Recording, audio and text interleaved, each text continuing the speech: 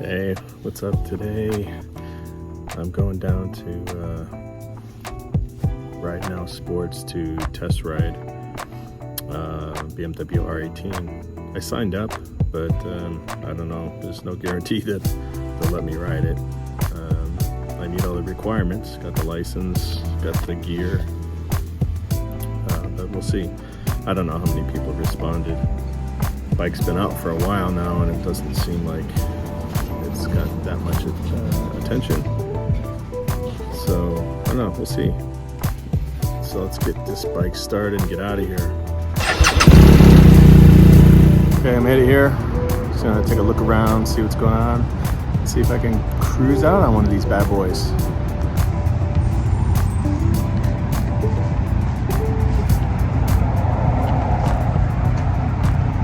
So we got a K1600 B bagger. There's a newer R18 bagger. It's pretty good looking. And here's a black R18 bagger. There's the requirements.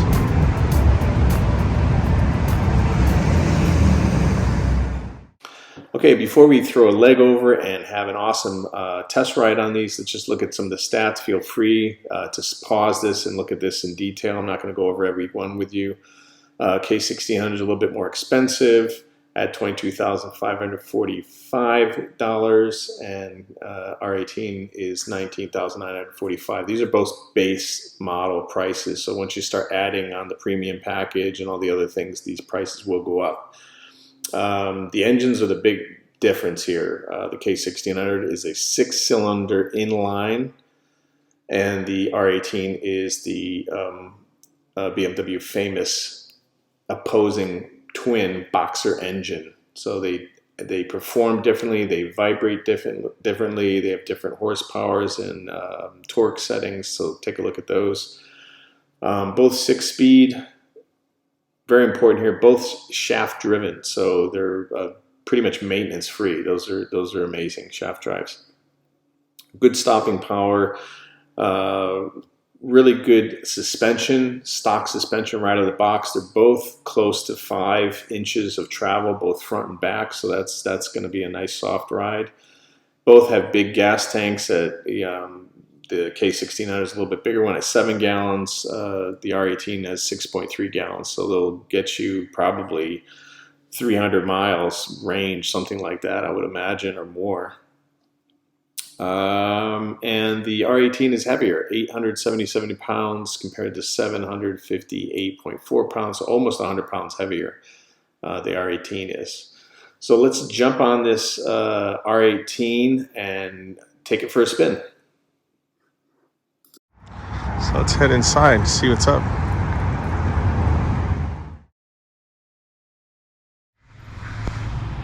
Okay, in here.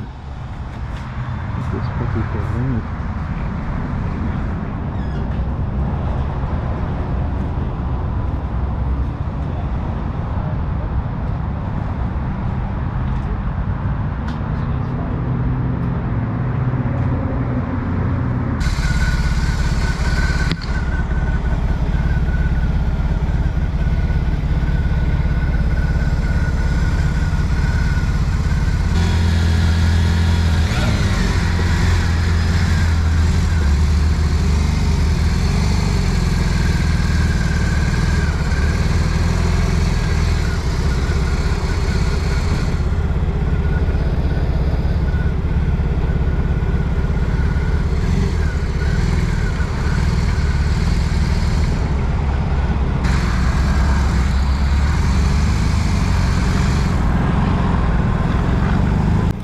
Wouldn't you know it, the cable on the GoPro popped out and my audio describing my feelings and while I'm riding is not audible, and it's kind of a garbled mess. So I'm just going to talk over and tell you a few things about my experience riding.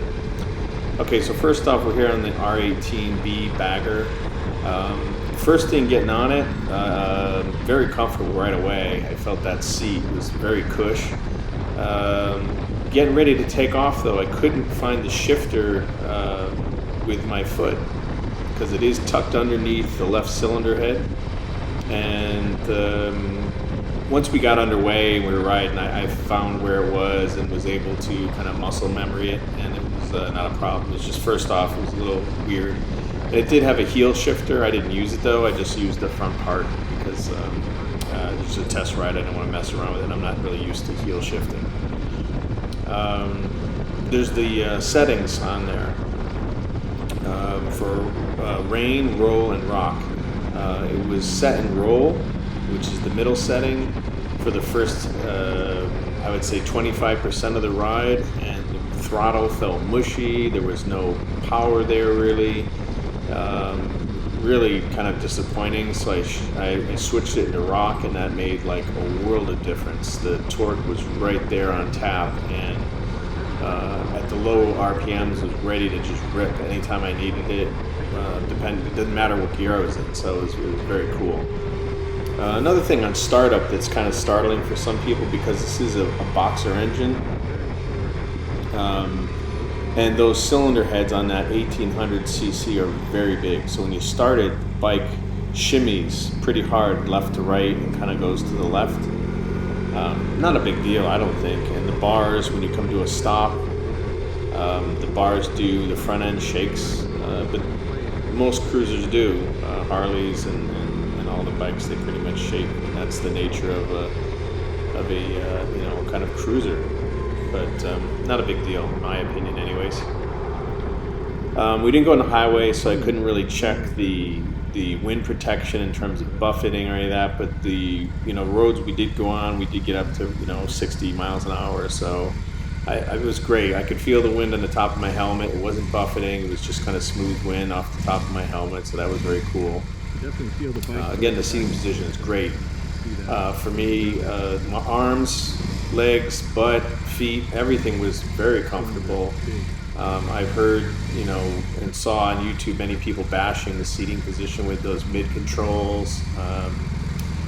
I think on very long rides, if you do have knee problems or you're very tall, I would say probably 6'2" or more, your knees might get cramped up a little bit. But they do have an aftermarket attachment you can buy that goes on the cylinder head and allows you to lay your legs right over the top of those cylinder heads to stretch out. So that should help out a lot. I'll show a picture of those right now. Let's see what else. Well, one good thing that people don't, a lot of people bash on those big cylinders sticking out. I think they look very cool. They're very unique. But it's an engineering purpose. Both of those cylinder heads sticking out get even flow of wind, which means that both cylinder heads and the engine is evenly cooled, which cannot be said for traditional V-twins, and that's why most V-twins have that kind of engine or cylinder shut off in the back, because it gets hot. It doesn't get a lot of extra wind. But that's a really interesting part of the Boxer engine, and those do not get that hot. I have a Boxer on my RS. I have a Boxer engine, and even in the summer, people ask me, like, doesn't the heat like blow on your ankles and your shins? And you can't feel it because it gets cooled the whole time you're riding. It doesn't get nearly as hot as some other engines do. It is a very heavy bike, like we discussed before in the stats, and but it doesn't feel like it. I understand that they redid this R18 from the previous R18s and changed the rake, and it feels so well balanced for such a big bike, and even having that big infotainment kind of centered console there, you don't really feel it. And I was going through the parking lot like 2 or 3 miles an hour, and I didn't feel like I was going to fall over or lose my balance or anything like that. So it was very stable. It was very nice.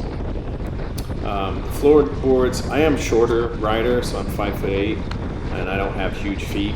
I think my foot size is a US 9, so I don't have huge feet. So I didn't have a problem with the cylinder heads getting in the way of my feet or the floorboards hitting my legs or any of that stuff. I was totally fine with all that.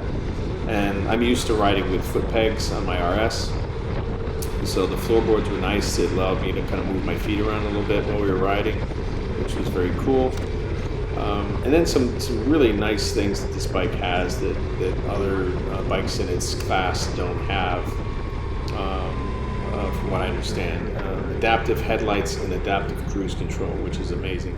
So you can, you know, ride behind a car on the highway. It matches pace with that car in front of you. If it slows down, you slow down. If you speed up, it speeds. You speed up. So it's that's very cool. It has reverse assist, so it has a little lever on the side. You can click it, and then you can push the start button, and that will actually reverse the bike for you, which helps because this bike, again, if you have the Transcontinental version that comes with a top box, the bike is over 900 pounds. It's 940, I can't remember off the top of my head, but it is a very heavy bike, and you do need that. I would definitely get a pipe, an aftermarket exhaust, because the sound on it stock is just not really that inspiring. On YouTube, I did see a few different companies come out with pipes for it and make it louder and a little bit more appealing, so I would definitely do that. But other than that, I really liked the bike. I was surprised. I thought I wasn't going to like it. There was just so much negative press about it, or, you know, negative thoughts on YouTube and other social media things. But recently I see a lot more people are starting to buy them because they are good deals. They have, right now they have like 1.9% financing, and they give you $3,000 back on it. So there's some really good incentives to buy these bikes. So anyways, that's my 2 cents worth on the R18 B for bagger.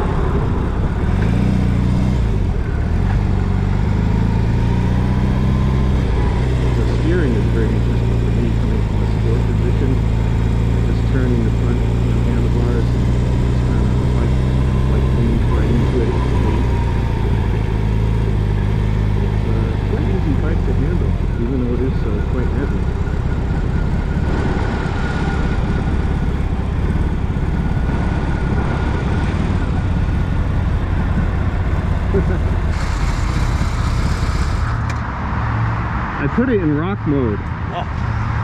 Halfway through. Yeah. Just to get the feeling. There's a big difference. Really big difference. Yeah, I only ride these in rock mode. They are so quick. Like that one has dynamic and dynamic pro. I don't really feel anything. Right. But from this is a big difference. Rain, roll, and rock, huge difference. Yeah, from road, rain or road to dynamic pro, I can feel. Right. This one, you really feel the torque come out. Put it in rock, and all hell breaks. Roll, it was like mushy. There's nothing there. Yep. But rock mode, I felt the torque. The torque is there. Yeah, it goes hard. It's very comfortable, especially for my height. Yeah. I think if you were... Yeah, if you're 6 foot plus, it might be a bit crunchy. Yeah, your knees. But for guys like you and me, I rode that Sunday, I put 75 miles on that bike. I didn't want to bring it back. The only thing I do is I put a slightly taller windshield on it. That's it. Yeah, we didn't go fast enough to... I didn't have any buffeting. Right. I don't know. I think it seemed... You get a bit blowy at 80 plus, but that's an easy fix. That's just a slightly taller windshield. Everybody sits at a different height, so... Yeah, floorboards. Yeah. I couldn't think of it. You know, it lets you move your feet around. Yeah. You know, it just... I think the only thing I couldn't immediately grab was where's the shifter. I couldn't find it under the cylinder. It's adjustable. You can tweak that for But you. once you find it, it's okay. Yeah, once you know where it is, That was very comfortable. Dig it? Yeah, the seat. I mean, especially coming from that. Oh yeah. This is a, you know, it's a lounge chair. You want to ride this? Okay.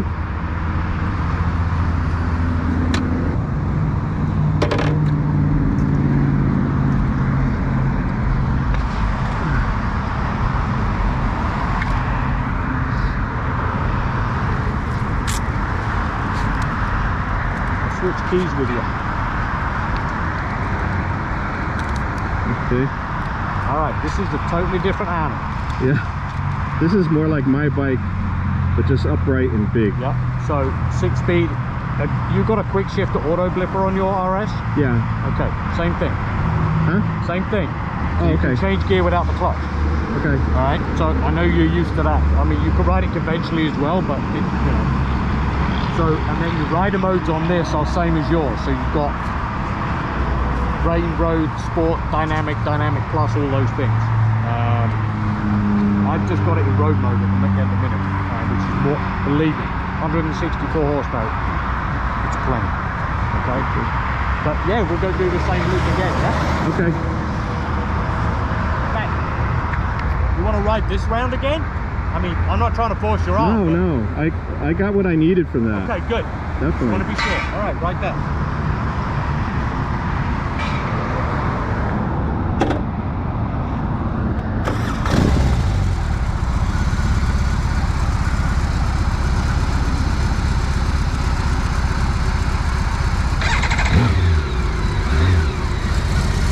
What? There's nothing. There's no feeling. Yeah. Okay, this is an inline 6. There is no... Being inline 6, it's smooth as silk. There is no feeling in these handlebars at all. I didn't know I actually had it started. Wow. That's crazy.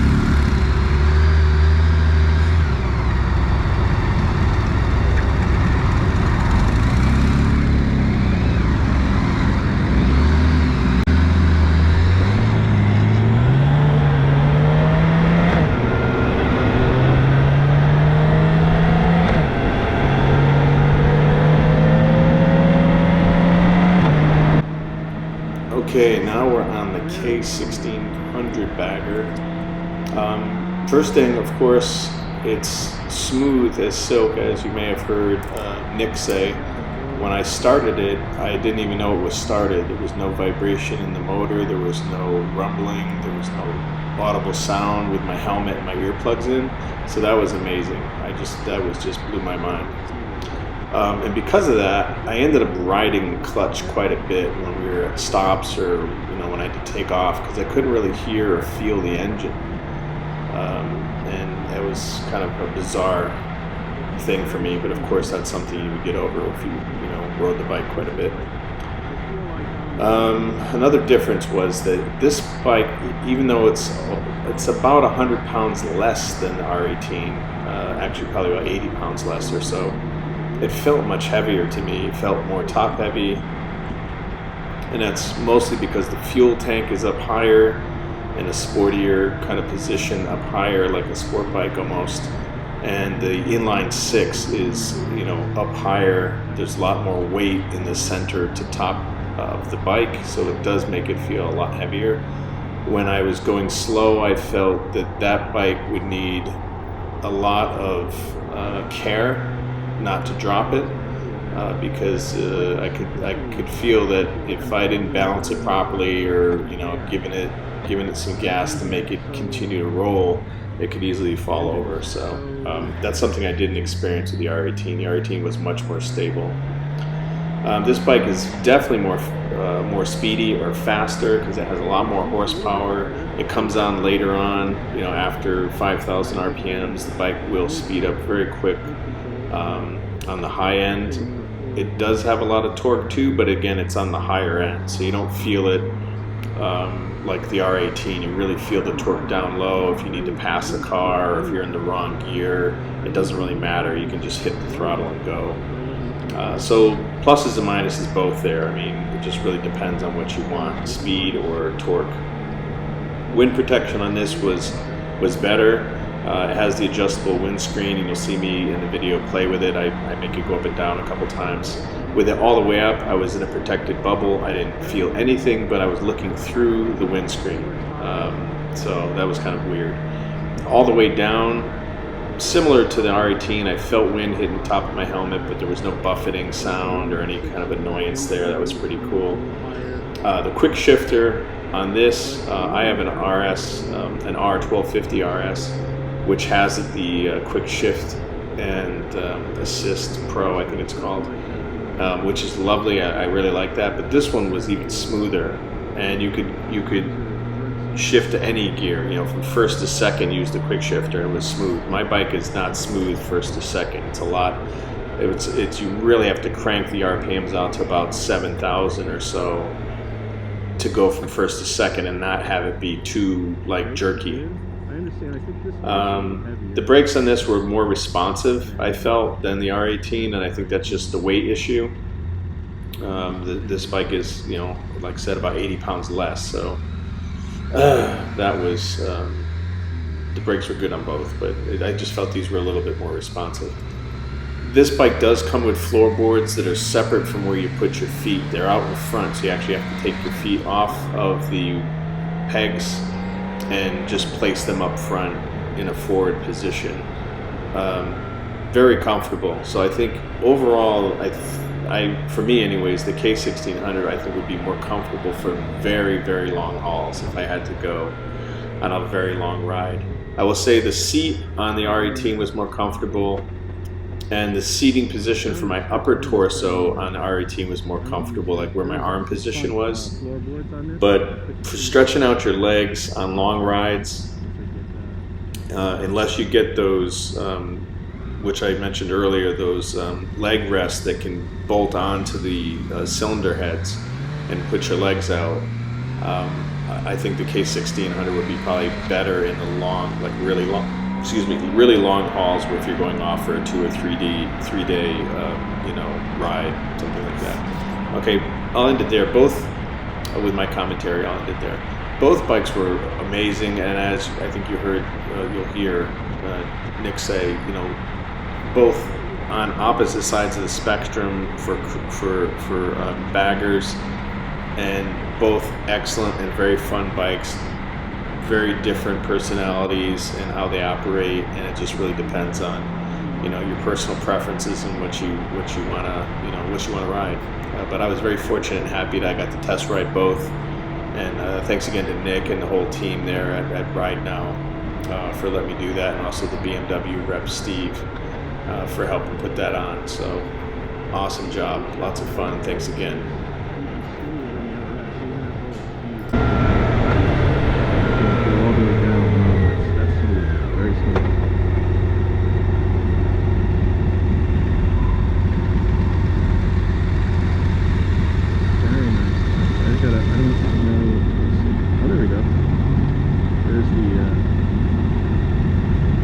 Put the windshield all the way down for the rest of the ride.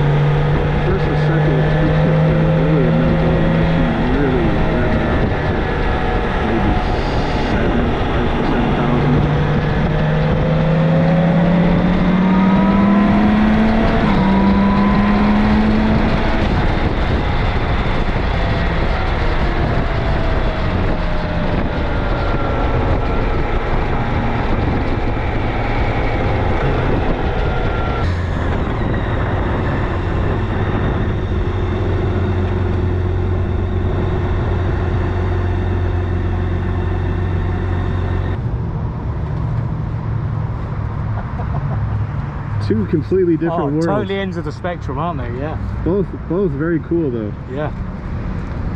This is a little more visceral. I didn't even know it was started. Yeah. I was like, this, and then I saw the revs going. I was like, they're so what? smooth. It's scary. Yeah, I know. It's weird. But that made my day. That's Good. Well, I'm glad. That was definitely definitely an experience. Well, at least now you know. And if you get to be in the cruiser market, that should definitely be on your radar.